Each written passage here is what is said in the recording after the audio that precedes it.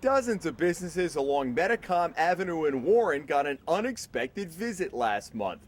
A state inspector arrived to take a look at their hot water heaters. He walked in the door, said he was here to inspect the hot water tank, came around the counter, went in, inspected the hot water tank, left his name and number if we had any questions, if I had any questions, and then left. Tim Prey has owned Tap Printing for 23 years and doesn't even use his hot water heater, which is tucked away in the rear of the building, away from the public and his employees. He looked at it, he looked at its age, and nothing was leaking, and it's pretty well secure.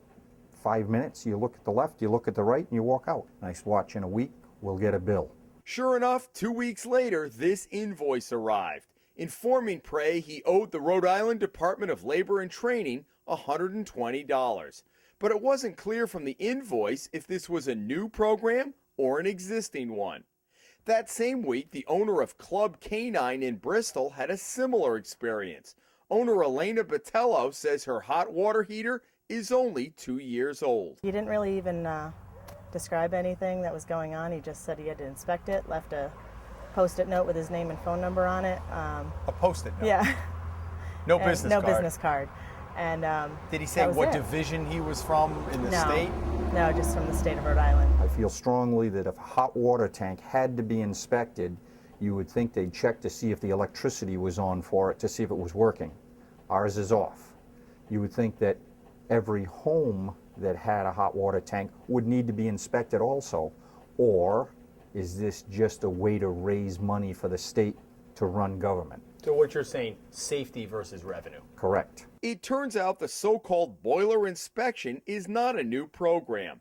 It's been on the books for years and requires hot water heaters that are installed, quote, in places of public assembly to be inspected. That includes schools, child care centers, hospitals, churches, and other public buildings. The inspections are handled by a unit here at the Department of Labor and Training, but for years they didn't have enough inspectors to go out regularly. The new director says Governor Chafee ordered him to take a closer look at the program. In Rhode Island, we have a very broad interpretation of the kind of buildings to inspect, whether these water heaters and boilers are in them, versus Connecticut and Massachusetts. DLT Director Charlie Fogarty says it's spelled out in state law, something his department is pushing to amend during this session of the General Assembly to narrow the focus of inspections. Fogarty says state inspectors found problems with 80 of the 9,300 boilers inspected last year, but agrees water heaters in some businesses may not need inspection. They haven't seen an inspector in 20 years, and all of a sudden somebody's showing up and he's getting an invoice for $120. It's hard to convince him that it's not a revenue generator as opposed to a safety concern. Let me be clear on a couple things. First, the money that is collected by this inspection fee does not go to the department. It goes right into the general fund. So there's no incentive for the department to go out and inspect more other than the public safety component. Secondly, we're doing this at the governor's request, by the way. We're lowering this fee. So we're going to be ending up reducing the revenues coming into the state by about $250,000 in the upcoming fiscal year. That means businesses will pay $60 every 2 years beginning July 1st. Then there's the issue of customer service. Fogarty gave us a brochure the department prints giving an overview of the program, but none of the businesses we spoke with received it. And Prey tried to call the number the inspector gave him, but got no answer and no machine. I had to go on the internet to get the brochure to see what it was all about. And then you find out, oh, it's a $60 inspection fee, but then you get a bill in the mail for $120. So in reality, shouldn't they bring this into you to begin with and say, here's what we're here for? And they don't. From a customer service aspect, what's your reaction when you hear that? Well, we expect the staff, whether it's our staff here or the deputized staff from insurance companies, to let the customer know what they're there for and the reason why.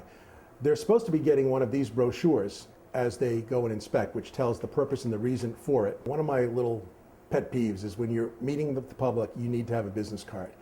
And for whatever reason, that hasn't been the case. So all of our people who have contact with the public are going to be required to have those business cards. We can do them up here internally. They don't have to cost a lot of money. There has to be some point of contact without having to scribble it down, not only for the customer, but for the individual as well. Prey says the state needs to apply some common sense to the law. Where is your hot water heater? It's right in the center of our building.